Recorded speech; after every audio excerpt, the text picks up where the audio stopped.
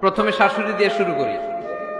আমার মাইকের আওয়াজ যে ঘরগুলাতে যায়, আমার শাশুড়ি মাদেরকে বলবো, বউদের উপর অত্যাচার করবেন না। ছেলেরে প্রশ্ন করে, তোর কাছে তোর বউ বড় না আমি বড়?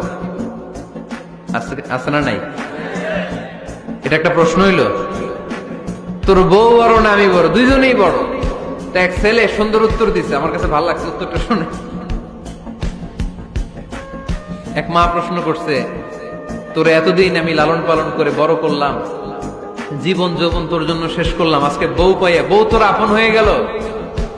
এবার ছেলে উত্তর দিছে, মা আমার মুখ থেকে মা ডাক শোনার জন্য তুমি কি কষ্টটাই না করছো জীবনে।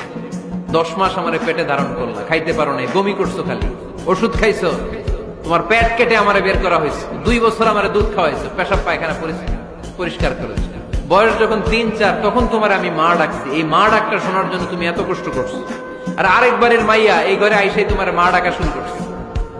যেই মেয়েটা তোমারে মা ডাকে সে আমার আপন হবে না কেন মা?